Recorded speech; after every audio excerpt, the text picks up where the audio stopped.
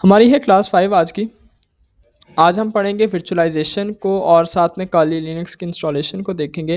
Basically हमारे पास जो काली Linux की इंस्टॉलेशन है, इसमें हम अपना जो प्रॉपर लैब सेटअप है हम अब उसकी तरफ चल रहे हैं, जिस पे हमने अपने प्रैक्टिकली सारा कुछ परफॉर्म करना है। तो पहले हम समझते हैं वर्चुअलाइजेशन। आज हम एक नई चीज़ सीखने वाले हैं, डेट इज़ कॉल्ड वर्चुअलाइजेशन। आज तक आप लोगों ने ये चीज़ देखी होगी कि आपके पास या विंडोज़ इंस्टॉल होती है, अगर ज़्यादा भी हो, विंडो से हम ज़रा एक स्टेप अगर ऊपर को भी चले जाएँ, तो कुछ लोगों के पास हमारा जो लिनक्स है वो इंस्टॉल होता है। लेकिन क्या हम एक से ज़्यादा या एक साथ विंडोज़ और लिनक्स को चला सकते हैं सिस्टम में? क्या कुछ ऐसा पॉसिबल है कि without using two different system हम अपने सिस्टम में विंडोज़ भी चलाते रहें, जिससे सारे काम हम करते हैं और उसके साथ साथ हम लिनक्स भी इंस्टॉल कर लें, जिससे हमारा जो है प्रैक्टिस भी होती रहे। हम अपने एथिकल हैकिंग के, साइबर सिक्योरिटी के जो टास्क हैं, हम इस पे परफॉर्म करते रहें। तो yes, it is possible. It is possible with the help of virtualization. तो वर्चुअलाइजेशन क्या है? वर्चुअलाइजेशन एक ऐसी टेक्निक है जिसके साथ हम एक ही मशीन पे या एक ही आप कह लें कि हार्डवेयर पे मल्टीपल ऑपरेटिंग सिस्टम इंस्टॉल कर सकते हैं। ठीक है, एक ही हार्डवेयर को यूज़ करते हुए, एक ही पीसी को यूज़ करते हुए, एक ही सर्वर को यूज़ करते हुए उसके ऊपर हम नंबर ऑफ ऑपरेटिंग सिस्टम बना सकते हैं। और ये नंबर कितना हो सकता है? 2, 3, 4, अनलिमिटेड। डिपेंड करता है कि आपके पास जो सिस्टम है उसकी रिसोर्सेज कितनी है। तो ये है क्या? Multiple operating system on a physical system. आपके एक सिंगल सिस्टम पे मल्टीपल ऑपरेटिंग सिस्टम को रन करना। अब इसमें होता क्या है, आपकी ऑपरेटिंग सिस्टम और आपके हार्डवेयर और हमारा ऑपरेटिंग सिस्टम है जो उसके साथ इंटरेक्ट करता है, इसके दरमियान एक सॉफ्टवेयर आ जाता है। हार्डवेयर के ऊपर एक लेयर आ जाती है, डेट इज़ कॉल्ड हाइपरवाइज़र। अब ये हाइपरवाइज़र क्या होता है? ये हाइपरवाइज़र हमारा उन चीज़ों को कंट्रोल करता है। हाइपरवाइज़र, इसके ऊपर अब हम मल्टीपल ऑपरेटिंग सिस्टम बना सकते हैं। ये जो जितने भी मैंने बॉक्सेस बनाए हैं, ये सारे आप लेट करें कि एक ऑपरेटिंग सिस्टम है। तो इनको कंट्रोल कौन कर रहा है? इनको हार्डवेयर कौन प्रोवाइड कर रहा है? इनको हाइपरवाइज़र ये सारा कुछ प्रोवाइड कर रहा होता है। अब आप देखें, अगर एक दफ़ा आपको एक विंडोज़ इंस्टॉल करने के लिए एक कीबोर्ड चाहिए, एक माउस चाहिए, ठीक है? जो उसकी रिक्वायरमेंट है, जो आप अगर ना अटैच करो तो साथ में आपको बीप देता है या एक एरर मैसेज शो करवा देता है ना। इसके अलावा रैम भी चाहिए, फिर हार्ड ड्राइव भी चाहिए और मल्टीपल हार्डवेयर कंपोनेंट जो हमें चाहिए। और हाइपरवाइज़र क्या करता है? हाइपरवाइज़र इन सबको मैनेज करता है और उसको इंटरेक्ट करवाता है मल्टीपल ऑपरेटिंग सिस्टम के साथ। तो ये काम होता है हाइपरवाइज़र का। और इसके ऊपर जो मशीन बनती है, हम उसको क्या बोलते हैं? वर्चुअल मशीन या वीएम बोलते हैं। ये वर्ड आप अक्सर हम आगे यूज़ भी करेंगे, वीएम। हर वीएम की अपना ऑपरेटिंग सिस्टम होता है, लिनक्स अलहदा, विंडोज़ अलहदा, रैम होती है, सीपीयू होता है और स्टोरेज सबकी अलग अलग होती है। ये सारा कुछ मैं आपको प्रैक्टिकली बताऊंगा कैसे अलग अलग होती है और आपको बना के दिखाऊंगा कि बनते कैसे हैं। ठीक है, इसके लिए हमें मल्टीपल फिजिकल कंप्यूटर की ज़रूरत नहीं है। फॉर एग्जांपल मैं आपको ये भी कह सकता हूँ कि आप लोग एक लैपटॉप में विंडोज़ यूज़ कर रहे हैं, तो आप सब मार्केट से जाके एक नया लैपटॉप परचेज़ करके लाएँ जिसमें हम लिनक्स इंस्टॉल करेंगे। तो ऐसा भी हो सकता है। लेकिन हम क्या करेंगे, हमारे पास जो हार्डवेयर ऑलरेडी अवेलेबल है, हम उसके ऊपर ही सिस्टम का सेटअप करेंगे, अपनी अपनी वर्चुअल लैब सेटअप करेंगे। अब हमें टेस्टिंग के लिए ये पॉसिबल है कि 3 से ज़्यादा, मोर देन 3 हमें डिफरेंट ऑपरेटिंग सिस्टम यूज़ करने पड़ें। तो क्या ऐसा होगा हम हर एक के लिए अलग से लैपटॉप लें, अलग से सिस्टम लें, अलग से पीसी लें? बिल्कुल नहीं। हम एक सिस्टम के ऊपर ये सारा कुछ जो है सेटअप कर रहे होंगे using the virtualization technology and hypervisor software. ठीक है? यहाँ तक समझ लगी? यहाँ तक किसी का क्वेश्चन है? सर एक शॉर्ट रिवाइज कर दे मेरा। ओके, मैं करवा देता हूँ। मैं स्टेप बाय स्टेप चलूँगा, तो मैं क्वेश्चन का आंसर भी आपको साथ साथ देता जाऊँगा। अच्छा, मैं बता रहा था कि वर्चुअलाइजेशन एक ऐसी टेक्नोलॉजी है जिसके साथ हम एक ही हार्डवेयर पे, सिंगल हार्डवेयर पे, एक हार्डवेयर सिस्टम पे मल्टीपल ऑपरेटिंग सिस्टम इंस्टॉल कर सकते हैं, like Windows, Linux and Ubuntu, Mac, multiple एक ही हार्डवेयर पे। तो ये वर्चुअलाइजेशन की टेक्नोलॉजी है। ठीक है, तो अब इसमें एक सॉफ्टवेयर यूज़ होता है। एक सेंट्रलाइज्ड लेयर यूज़ होती है between the hardware and actual operating system, उसको हम बोलते हैं हाइपरवाइज़र, जो क्या करता है हमारी रिसोर्सेज को मैनेज कर रहा होता है। एक हार्डवेयर से मल्टीपल ऑपरेटिंग सिस्टम कैसे चलाते हैं, ये सारा कुछ काम कर रहा होता है आपका हाइपरवाइज़र। तो जो मशीन हमारा ऊपर ऑपरेटिंग सिस्टम बनता है, जो हमारी मशीन क्रिएट होती है, उसको हम कहते हैं कि ये हमारी वीएम है या वर्चुअल मशीन है। और हर वर्चुअल मशीन की अपनी ऑपरेटिंग सिस्टम होता है, अपनी रैम होती है, अपना ही सीपीयू होता है और अपनी स्टोरेज होती है। ठीक है, तो ये अभी हम आगे जाके इसको जब मशीन क्रिएट करेंगे हम इसको भी डिटेल में देखेंगे। Is that clear? Okay sir. ठीक है, नेक्स्ट चलते हैं हम। नेक्स्ट है हमारे पास इंपॉर्टेंस इन साइबर सिक्योरिटी। अब वीएम वेयर या वर्चुअलाइजेशन की साइबर सिक्योरिटी में क्या इंपॉर्टेंस है। जो वीएम्स होते हैं ना, एक वीएम दूसरे वीएम के साथ कम्युनिकेट नहीं कर सकता जब तक हम ना चाहें। मतलब वो यूनिक है, वो सेपरेट है। एक के अंदर आप जो कुछ कर रहे हो उसका दूसरे पे इम्पैक्ट नहीं पड़ता, ये सेफ़ है। जितने भी इन्वायरमेंट हम बनाते हैं, वीएम बनाते हैं, वो सारे क्या होते हैं, वो सेफ़ होते हैं। तो एथिकल हैकिंग की प्रैक्टिस करने के लिए ये बिल्कुल सेफ़ इन्वायरमेंट है और परफेक्ट इन्वायरमेंट है जो हमें चाहिए। इसका जब हार्डवेयर ही वर्चुअल है, इसके रिसोर्सेज ही वर्चुअल हैं, तो आप इसमें क्या डिस्ट्रॉय कर लोगे। लेकिन एक्चुअल मशीन में तो डिस्ट्रॉय होने का रिस्क होता है, यहाँ पे कुछ भी आपका डिस्ट्रॉय नहीं होता। तो आपके रियल सिस्टम को कोई रिस्क नहीं होता। इसको रीसेट करना और दोबारा अटैक के बाद इसको रीसेट करना और रीसेट करने के बाद रिक्रिएट करना बहुत आसान है। आप एक दफ़ा वीएम क्रिएट करना सीख जाओ ना, उसके बाद आप 10 बना लो, 20 बना लो, 100 बना लो, आपको मुश्किल ही नहीं होगी। तो जैसे जैसे अब हमारा आगे काम चलता जाएगा, आपको मल्टीपल वीएम खुद में क्रिएट करनी पड़ेगी। तो आज मैं इंशाल्लाह आप लोगों को इन डेप्थ बता दूंगा कि वीएम क्रिएट कैसे करते हैं। इसके बाद हमने अटैकर की मशीन भी चलानी है और विक्टिम की मशीन भी उसके अंदर चलानी है। लाइक एक मशीन है काली जिससे हम अटैक करने वाले हैं, हमने वो भी चलानी है। और हम अनपैच विंडो 10 यूज़ करेंगे या विंडो 7 अगर हम यूज़ कर लें जिस पे हम अटैक करेंगे। या हमारे पास एक होता है मेटास्प्लॉयडेबल 2, वो भी हम आगे जाके डिस्कस करेंगे। या हम एक और वीएम बना लें। अब काली मेरी अटैकर वीएम है, विंडो 10 या दूसरी मेटास्प्लॉयडेबल 2 मेरी वो है विक्टिम वीएम है, विक्टिम मशीन है जिस पे मैं अटैक करने वाला हूँ। तो इन तीनों को मैं अपने सिस्टम में इंस्टॉल करूँगा, अपने पास इनकी अलग अलग वर्चुअल मशीन बनाऊँगा। ठीक है, तो ये इंपॉर्टेंस है वर्चुअलाइजेशन की और हाइपरवाइजर की साइबर सिक्योरिटी में। और आपके मालवेयर एनालिस्ट और पेनिट्रेशन टेस्टिंग के लिए यही तो यूज़ होते हैं। उसकी रीज़न क्या है। अब लेट करो कि मुझे मेरे सिस्टम में एक वायरस चला के देखना है, वायरस को एग्जीक्यूट करके देखना है। तो मैं अपने एक्चुअल सिस्टम पे तो उसको चला नहीं सकता, उससे क्या होगा, मेरा सारा कुछ डैमेज हो जाएगा। मैं क्या करूँगा, मैं उसको एक सेपरेट से इन्वायरमेंट में ले जाऊँगा, date is called virtual machine environment, VM environment या हाइपरवाइजर इन्वायरमेंट भी हम इसको कहते हैं।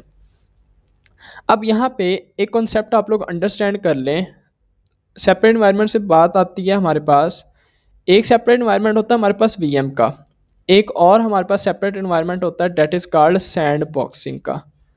हम इसको सैंड बॉक्स भी कहते हैं। अब what is sand box. Sand box एक विंडोज़ का फीचर है। सैंड बॉक्स क्या है, एक विंडोज़ का एक ऐसा फीचर है जिसमें आपको टेम्परेरी सिस्टम मिल जाता है। एक विंडो 10 आपके सिस्टम में चल रही है, इसके ऊपर एक अलग विंडो में एक टैब में, जिससे आपके पास क्रोम में एक सेपरेट टैब खुल जाती है ना, इसी तरह सिस्टम में एक टैब खुल जाती है, एक प्रोग्राम चल जाता है जिसको हम बोलते हैं सैंड बॉक्स। अब सैंड बॉक्स में क्या होता है, सैंड बॉक्स आपकी जो विंडोज़ होती है उसकी एक कॉपी होती है जिसमें आप कुछ भी चला सकते हो, कुछ भी रन कर सकते हो। जैसे ही आप इसको क्लोज करोगे तो जितना डाटा इसके अंदर होगा वो सारा डिस्ट्रॉय हो जाएगा। अब फॉर एग्जांपल मुझे विंडो 10 का एक प्रोग्राम टेस्ट करना है मालवेयर के लिए कि इसमें मालवेयर है या नहीं। मैं क्या करूँगा, मैं उसको सैंड बॉक्स में रखूँगा और सैंड बॉक्स में रखने के बाद मैं उसको चलाऊँगा। अगर वो डैमेज करता भी है तो मेरे सैंड बॉक्स को डैमेज करेगा, जिसको मैं क्लोज करूँगा तो सारा कुछ शट डाउन हो जाएगा, वो मालवेयर भी डिस्ट्रॉय हो जाएगा, वो सैंड बॉक्स भी डिस्ट्रॉय हो जाएगा। तो इसीलिए एक डिस्पोजेबल विंडो है जिसको हम यूज़ कर सकते हैं, डिस्ट्रॉय कर सकते हैं, यूज़ कर सकते हैं, डिस्ट्रॉय कर सकते हैं। तो ये है हमारे पास सैंड बॉक्स। अब हाइपरवाइज़र की बात कर लेते हैं कि हाइपरवाइज़र क्या है। हाइपरवाइज़र बेसिकली वर्चुअलाइजेशन की कोर है, जो वर्चुअलाइजेशन को इनेबल करता है या जिससे हमें वर्चुअलाइजेशन कर सकते हैं जिस चीज़ से, date is called hypervisor. Hypervisor basically क्या है कि एक सॉफ्टवेयर है जो आपकी वर्चुअल मशीन्स को मैनेज करता है between the hardware, actual hardware and operating system के दरमियान जो आता है, इसको बोलते हैं हम हाइपरवाइज़र। ये होता है हमारा हाइपरवाइजर। तो ये सिस्टम को रिसोर्सेज एलोकेट करता है, कंट्रोल करता है, सीपीयू, रैम, स्टोरेज, लाइक जब उनके दरमियान में आ रहा है, मिड में आ रहा है, तो हर चीज़ को यही कंट्रोल करेगा। और क्या करता है, act as a bridge between the hardware and the virtual machine. जैसे मैंने आपको बताया कि ये सेपरेट ऑपरेटिंग सिस्टम और एक्चुअल हार्डवेयर के दरमियान एक ब्रिज का काम करता है, दोनों की कम्युनिकेशन करवाता है, दोनों को बताता है कि क्या करना है, कौन सी रिसोर्सेज किसने यूज़ करनी है, और कौन से जो सिस्टम है उसको किस तरह, कौन सी रिसोर्सेज को किस तरह यूटिलाइज किया जाना है। अब इसकी दो टाइप्स होती हैं, टाइप 1 हाइपरवाइजर, टाइप 2 हाइपरवाइजर। हम इसको नेक्स्ट में देखते हैं। अब टाइप 1 हाइपरवाइजर क्या होता है। अब यहाँ से ये दो कॉन्सेप्ट आप लोगों के लिए बड़े इंपॉर्टेंट है, क्लाउड कंप्यूटिंग में भी और वर्चुअलाइजेशन में भी। इन दोनों कॉन्सेप्ट को डिटेल से समझ लेना। अच्छा, टाइप 1 हाइपरवाइजर क्या होता है। टाइप 1 हाइपरवाइजर ऐसा हाइपरवाइजर है जो डायरेक्टली आपके हार्डवेयर पे इंस्टॉल होता है, just like Windows operating system. जिस तरह आप लोग विंडोज़ को बूट करते हो और आपकी हार्डवेयर पे इंस्टॉल होती है ना, like Windows is directly interacting with your hardware. इसी तरह टाइप 1 हाइपरवाइज़र, या हम इसको बेयर मेटल हाइपरवाइज़र कहते हैं, ये डायरेक्टली आपके हार्डवेयर पे इंस्टॉल होता है। फॉर एग्जांपल, मैं एक नया लैपटॉप लेके आया, मैंने उसके ऊपर सबसे पहले हाइपरवाइज़र इंस्टॉल किया, विंडोज़ इंस्टॉल नहीं की, सबसे पहले मैंने हाइपरवाइज़र इंस्टॉल किया। तो उस तरह के हाइपरवाइज़र को हम बेयर मेटल हाइपरवाइज़र या टाइप 1 हाइपरवाइज़र कहते हैं। ये डायरेक्टली आपके हार्डवेयर के साथ इंटरेक्ट करता है, इसका कोई होस्ट ऑपरेटिंग सिस्टम नहीं होता, और इसकी परफॉर्मेंस बहुत अच्छी होती है और एफिशिएंसी भी ज़्यादा होती है। ये चीज़ याद रखिएगा कि आपका टाइप 1 हाइपरवाइज़र आपके क्लाउड एनवायरनमेंट में बहुत ज़्यादा यूज़ होता है, वर्चुअलाइजेशन एनवायरनमेंट में टाइप 1 को प्रेफर किया जाता है, इसकी स्पीड और एफिशिएंसी ज़्यादा अच्छी होती है। इंटरप्राइज में और डाटा सेंटर में यूज़ होता है। अब इसकी एग्जांपल्स क्या हैं। VMware ESXi and Hyper-V are the types of bare metal या टाइप 1 हाइपरवाइज़र। एक बार रिपीट कर रहा हूँ, फिर से सुन लो, शॉर्ट में सुन लो, और ये जो कंसेप्ट दे रहा हूँ इसको अपने माइंड में बिठा लो। आपका हार्डवेयर है, जिसका मैं एक नया सिस्टम लेके आया हूँ, उसके ऊपर कुछ भी इंस्टॉल नहीं है, जस्ट हार्डवेयर है। और हार्डवेयर के ऊपर अगर मैं टाइप 1 हाइपरवाइज़र, टाइप 1 या हम इसको क्या कहते हैं, bear metal hypervisor directly install कर देता हूँ, इसके ऊपर मैं डिफरेंट ऑपरेटिंग सिस्टम बना सकता हूँ। जस्ट लाइक मैं एक विंडोज़ बना ली, एक मैंने काली बना ली। तो ये है टाइप 1 हाइपरवाइज़र। अब टाइप 2 को समझो, फिर हम इसका कंपैरिजन करते हैं। टाइप 2 हाइपरवाइज़र क्या होता है। टाइप 2 एक ऑपरेटिंग सिस्टम के बाद इंस्टॉल होता है। लाइक पहले आ गया हार्डवेयर, हार्डवेयर के बाद आ गया operating system, host operating system. Just like you can say कि इस टाइम हमारा होस्ट ऑपरेटिंग सिस्टम क्या है, विंडोज़, जिसके ऊपर हमने अभी हम काम कर रहे हैं ना, ये हमारा विंडोज़ इंस्टॉल है, तो हम सबका ये होस्ट ऑपरेटिंग सिस्टम है। इसके ऊपर हम इंस्टॉल करते हैं हाइपरवाइज़र। अब टाइप 1 और टाइप 2 में डिफरेंस समझ आ रहा है ना, कि वो हार्डवेयर के डायरेक्टली उसके ऊपर हाइपरवाइजर इंस्टॉल होता था, लेकिन यहाँ पे क्या है, एक होस्ट ऑपरेटिंग सिस्टम है, उसके बाद हाइपरवाइजर है, और उसके ऊपर एक अलग से फिर मशीन है, वो विंडोज़ भी हो सकती है, वो काली भी हो सकती है। और हम अभी जिस टेक्नोलॉजी को या जिस टेक्निक को या जिस टाइप को यूज़ करने वाले हैं, वो है टाइप 2 की हाइपरवाइज़र। क्योंकि हमारे पास पहले से विंडोज़ इंस्टॉल है, आप सबके पास भी पहले से विंडोज़ इंस्टॉल है। अच्छा, अब इसमें क्या है, ये है easy to install and use. इसको इंस्टॉल करना, मैनेज करना और यूज़ करना आसान है। थोड़ा सा स्लोअर है टाइप 1 से, लेकिन पर्सनल लैब्स के लिए और लर्निंग पर्पज़ के लिए ये बहुत बेस्ट है। और हम जो यूज़ करने वाले हैं, डेट इज़ VMware वर्कस्टेशन। एक और होता है हमारे पास, that is called virtual box. बाद क्या है, टाइप 2 हाइपरवाइज़र करने के बाद मैं आप लोगों के साथ अब कंप्लीट स्क्रीन शेयर करता हूँ।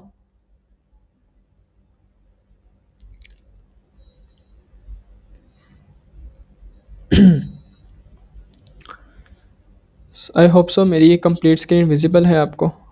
अब हम आ जाते हैं, दो हाइपरवाइज़र हैं हमारे पास जो हम टाइप 2 की बात करेंगे। One is VMware and the second one is virtual box. VMware की अगर हम बात करें तो VMware is paid and virtual box is free. Obviously जो पेड होते हैं ना, ये इजी टू यूज़ होते हैं और ज़्यादा अच्छे होते हैं एज़ कम्पेयर टू फ्री वाले के, ये तो आप लोगों को पता है। हम यूज़ करेंगे VMware। इसका सेटअप आप लोग डाउनलोड भी कर सकते हो, मैं इसका लिंक भी शेयर कर दूंगा, आप लोग उधर से भी डाउनलोड कर सकते हो। लेकिन इसको एक्टिवेट करने के लिए वही रिक्वायर्ड है की, और की आप लोगों को प्रोवाइड कर दी जाएगी। की आप लोगों की टेंशन नहीं है, ठीक है। अब की आप लोगों को प्रोवाइड कर दी जाएगी। अब आप लोगों ने इसको इंस्टॉल कहाँ से करना है? जस्ट लाइक मैं यहाँ पे आता हूँ, अपने क्रोम पे एक न्यू टैब में आता हूँ। न्यू टैब में आने के बाद आप लोग यहाँ पे सर्च कर सकते हो virtual box. Virtual box search करोगे और एकल वर्चुअल बॉक्स आ रहा है, आप इस पर क्लिक करो और आप इसको इंस्टॉल कर सकते हो फॉर विंडोज़, फॉर लिनक्स, जिसके लिए भी आप करना चाहो। मैं इसको यहाँ से डायरेक्ट विंडोज़ के लिए इंस्टॉल कर सकता हूँ। डाउनलोड पे क्लिक करूँगा, ये इंस्टॉल हो जाएगा। अगर आप VMware करना चाहो तो VMware के आगे आप लोग ने VMware वर्कस्टेशन,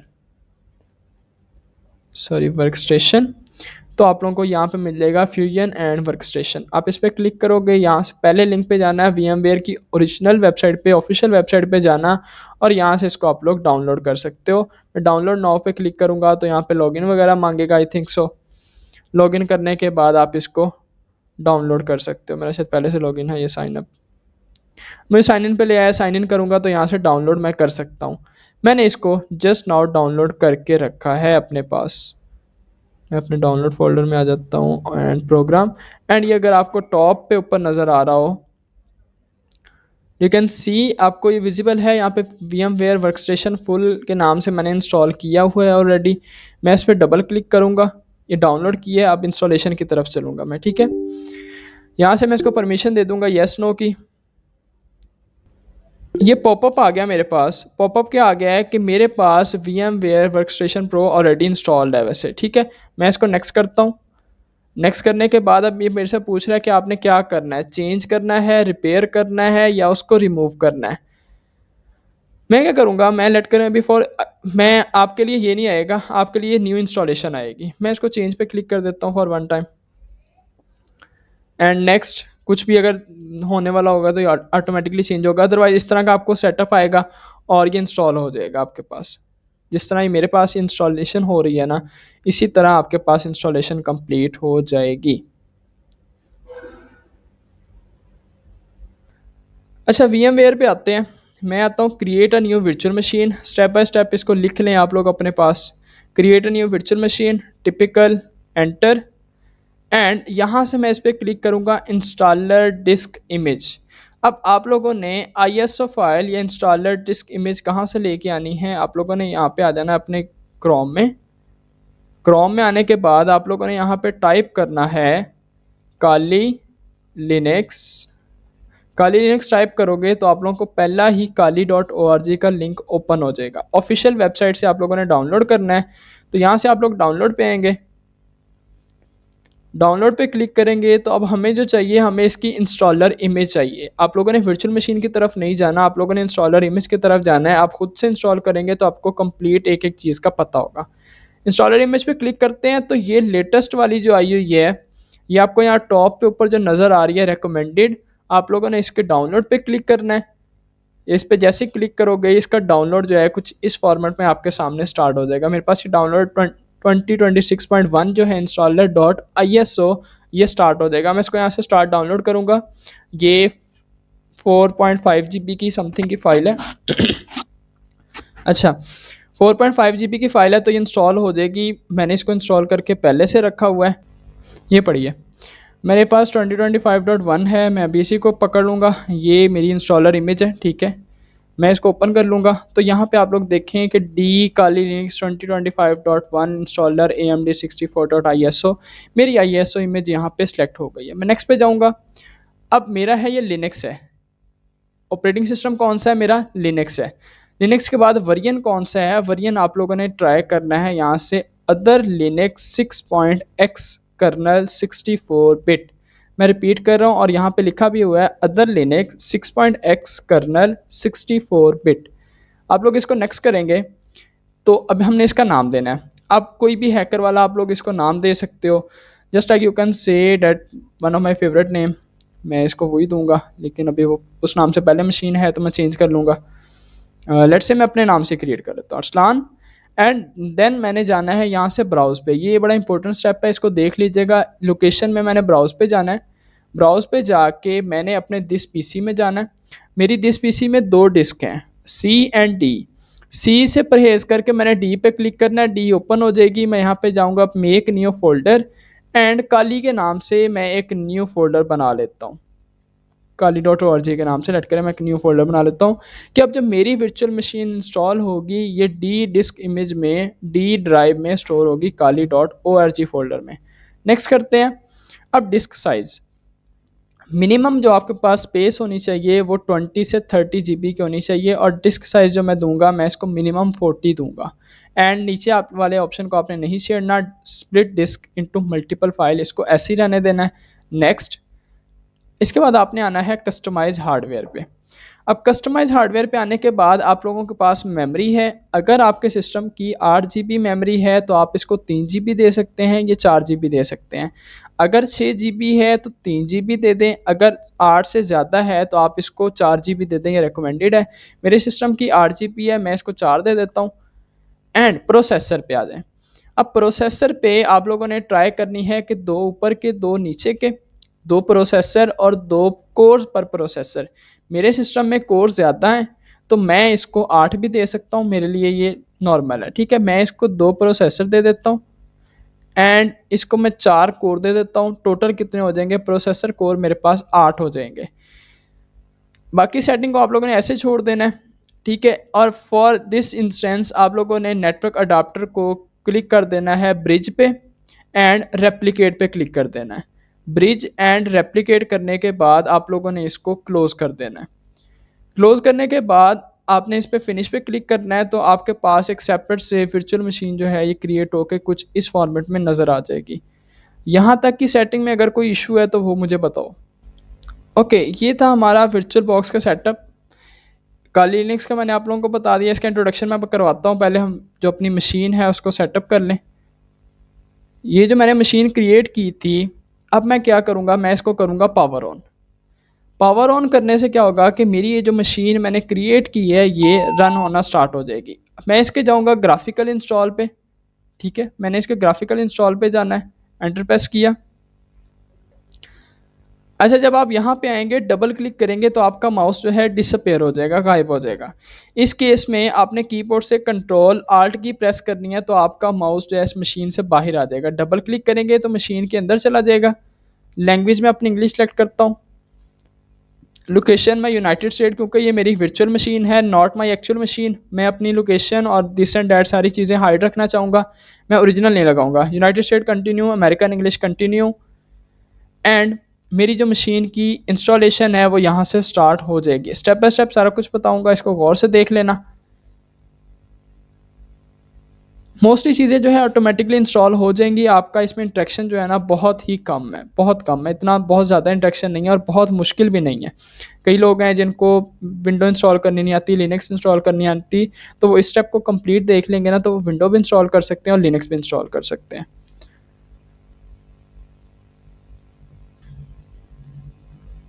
अब ये कुछ नेटवर्क की कॉन्फ़िगरेशन कर रहा है। ये सारा कुछ करने के बाद नेक्स्ट स्टेप पे अब मेरे से होस्ट नेम पूछ रहा है। मेरा होस्ट नेम क्या है, मेरा होस्ट नेम है काली, ठीक है। एंड मेरी डोमेन कोई भी नहीं है, ऐसे कंटिन्यू कर देना है। अब यहाँ पे आएगा न्यू यूज़र का नेम, जो यूज़र नेम आप टाइप करके इसमें लॉगिन करोगे। आप लोग अपने हिसाब से यूज़र नेम दे सकते हो, मैं इसको अपने हिसाब से गोस्ट यूज़र नेम दे देता हूँ, ठीक है। यूज़र नेम अकाउंट का यूज़र नेम वो भी गोस्ट होगा। अब देंगे हम इसको पासवर्ड। पासवर्ड आप लोगों ने बाकी केसेस में स्ट्रॉन्ग रखना है, लेकिन इसके लिए पासवर्ड थोड़ा इजी यूज़ करें। एक तो हमें इसमें पासवर्ड बार बार टाइप करना पड़ता है और दूसरा कई लोग ये कहते हैं कि जैसे मशीन इंस्टॉल करते हैं, इंस्टॉल करने के बाद उनको पासवर्ड भूल जाता है। मुझे ये पासवर्ड बार बार टाइप करना पड़ेगा और क्योंकि ये मेरी मशीन जो है किसी वल्नरेबिलिटी पे एक्सपोज नहीं होगी, किसी नेटवर्क पे नहीं जाएगी, मेरे लैपटॉप में कोई इसको टच नहीं कर सकता। मुझे पता है कि अगर मैं वीक पासवर्ड भी रखूँ तो चल जाएगा। मैं इसको सिंपल 1 2 3 4 पासवर्ड दे रहा हूँ। आप लोग अपने अकॉर्डिंग दे सकते हैं जो आप लोगों को जल्दी टाइप भी किया जा सके और याद रखना भी आसान हो। 1 2 3 4 पासवर्ड दे के मैं इसको कंटिन्यू करता हूँ तो आगे जो है इसकी इंस्टॉलेशन स्टार्ट हो जाएगी। इतनी देर में हम अपनी स्लाइड में काली लिनक्स का इंट्रोडक्शन पढ़ लेते हैं। Operating system for ethical hacking, सीधी बात है काली लिनक्स है ही हैकर्स का ऑपरेटिंग सिस्टम। डेबियन बेस है। डेबियन एक टेक्नोलॉजी है, एक आप इसको डिटेल से स्टडी कीजिएगा कि डेबियन क्या चीज़ है। पेनिट्रेशन टेस्टिंग के लिए, एथिकल हैकिंग के लिए डिज़ाइन किया गया है। इसमें प्री इंस्टॉल हैकिंग टूल्स आते हैं। ये मैंने आपको उस दिन लिस्ट दिखाई थी कि 16 कैटेगरीज में कितने सारे टूल्स हैं। सिक्योरिटी प्रोफेशनल्स का फेवरेट और मोस्ट यूज़ है और widely use in cyber security labs. Cyber security labs में यूज़ ही काली लिनक्स होता है। ये इसका इंट्रोडक्शन। इंस्टॉलेशन मैंने आप लोगों को बता दी है सारी। लास्ट टॉपिक है हमारे पास इसका नेटवर्क अडाप्टर टाइप। जो पहले नेट था, आपने देखा कि मैंने नेट को ब्रिज में चेंज करवाया। अगर याद नहीं है तो दोबारा दिखा देता हूँ। अच्छा, इतनी देर में इसकी क्लॉक कन्फिगर करने का आया है, ईस्टर्न जाने दो, क्लॉक टाइम, डिटेक्ट डिस्क, अभी डिस्क की तरफ जाएगा, इतनी देर में हम होम पे आते हैं। अगर मैं जाऊँ इस चीज़ पे कि मैं यहाँ पे अपनी कोई वर्चुअल मशीन खोल लेता हूँ, ये गोस्ट नाम से पहले बनी हुई है, मैं इसी को ओपन करता हूँ। अच्छा, ये देखो, मैंने आपको एक चीज़ दिखाई थी कस्टमाइज़ करवा के, मैंने इसमें नेटवर्क अडाप्टर पे आके ये पहले नेट पे था, फिर मैंने इसको चेंज करवाया था ब्रिज पे। अब ये नेट, ब्रिज, नीचे होस्ट ओनली, ये तीन चीज़ें जो हैं ये क्या हैं, हम इनको थोड़ा डिटेल में पढ़ने वाले हैं कि नेट, ब्रिज ये क्या चीज़ है। इसकी नेटवर्किंग बेसिक्स क्या होती है कि आपका जो VMware है उसका भी तो कोई नेटवर्क कनेक्शन बनना है ना। एक तरीका ये है कि आपका एक राउटर लगा हुआ है, राउटर से आपका जो लैपटॉप है उसको एक कनेक्शन आ रहा है, इसके पास एक IP आ रहा है।